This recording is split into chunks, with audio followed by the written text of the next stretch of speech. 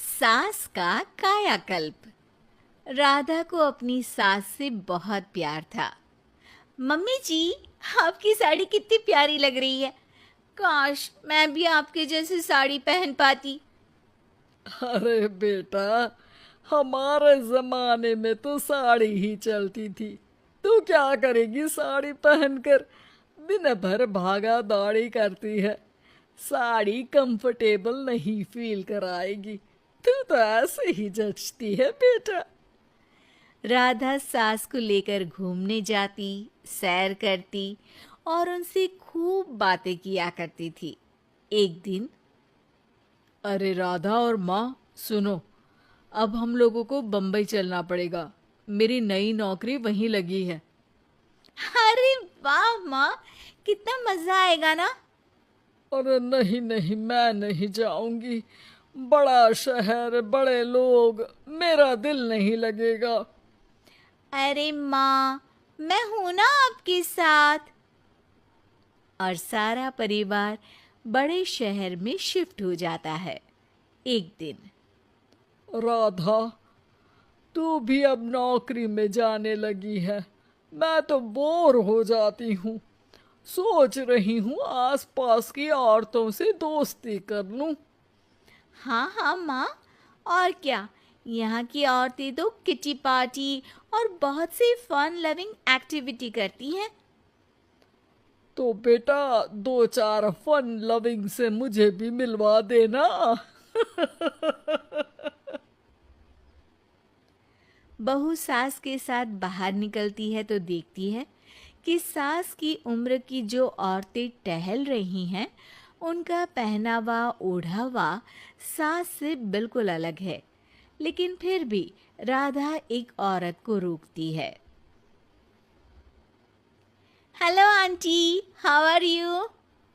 ओह great darling. Aunty, हम लोग यहाँ नए शिफ्ट हुए हैं। ये मेरी मम्मी है। क्या ये कल से आप लोगों को ज्वाइन कर सकती हैं? वो औरत सास की तरफ बड़ी ही अजीब नजरों से देखती है, फिर कहती है, अब ठीक है, कल से भेज देना। सास समझ जाती है कि उस औरत को वो ठीक नहीं लगी, लेकिन फिर भी वो कुछ नहीं बोलती। अगले दिन, अरे माँ, अच्छी सी साड़ी पहनकर तैयार होकर जाइए। आपको आपकी दोस्तों के पास जाना है ना। और नहीं नहीं, मैं सोच रही हूँ घर पर बैठकर टीवी देखूं। वैसे भी रामायण का नया एपिसोड आएगा। नहीं माँ, आप जाओ ना। लोगों से मिलो, बात करो, अच्छा लगेगा। ना चाहते हुए भी सास उन लोगों के पास जाती है, लेकिन सभी सास से बुरा व्यवहार करते हैं। सास मुंह लटकाकर घर आ जाती है। बहू समझ जाती है कि सास को कुछ हुआ है। वो रोज सास को पार्क में भेजती, लेकिन सास रोज मुंह लटकाकर वापस आ जाती। क्या हुआ माँ, आप बाहर जाकर खुश नहीं होती हैं? अरे बेटा, खुश तो हूँ, लेकिन लेकिन क्या माँ, आपको तो लोगों से मिलना, बातें करना अच्छा लगता था। मैं देख रही हूँ कि आजकल आप बाहर से आती हैं तो परेशान सी दिखती हैं।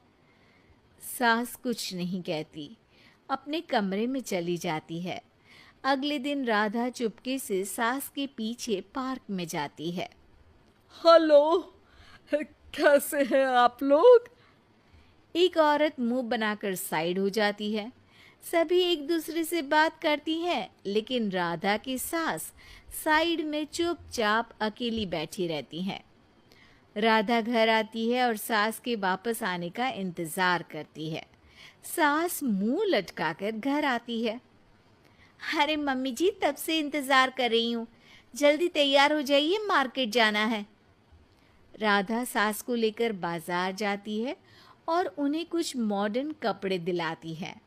अगले दिन सास उन कपड़ों को पहनकर पार्क में जाती है। Oh my god, you are looking gorgeous. Beautiful top, कहाँ से लिया? हे, मेरे घर में कल किटी है, तुम जरूर आना। अजीब औरतें हो तुम लोग। मैं रोज आती थी तब तो तुम लोग सीधे मुंह बात भी नहीं करती थी। आज इन कपड़ों को देखकर तुम मुझे घर बुला रही हो। लेकिन सुनो, अब मुझे तुम लोगों से कोई बात नहीं करनी और ना ही दोस्ती करनी है। अरे तुम तो बुरा मान गई। वैसे दोस्ती नहीं करनी थी तो ये कायाकल्प क्यों किया? ये मेरी बहू ने किया है। मैं यहाँ सिर्फ ये देखने के लिए आई थी कि तुमको मुझसे समस्या है या मेरे कपड़ों से। कपड़े तो बदले जा सकते हैं। अच्छा चलो जो भी हो, अब हम लोग तुम्हें अपने साथ रखने को तैयार हैं। लेकिन अब मुझे तुम लोग नहीं पसंद।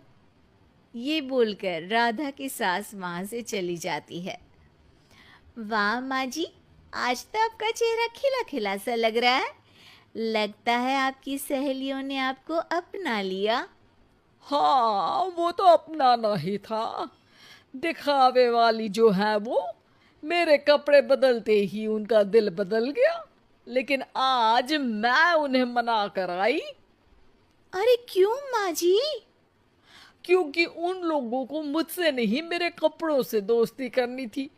वैसे मेरे पास तो तू है ना, मेरी प्यारी बहू। मुझे किसी की जरूरत नहीं है। अरे नहीं नहीं माँ जी, आप ऐसा क्यों सोच रही हैं? बेटा, ये गलत भी तो नहीं है। जैसा देश वैसा भेष। क्यों? ठीक है ना माँ। अब जब ये हम लोगों का देश है तो क्यों ना हम यहाँ का भेष अपना ले। हाँ हाँ, जरूर, मैं तो तैयार हूँ। समय के साथ खुद को बदलने में कोई बुराई नहीं है। लेकिन कहीं नकल के चक्कर में बंदर ना दिखने लगूं। खैर, बहू लग जाती है सास की कायाकल्प।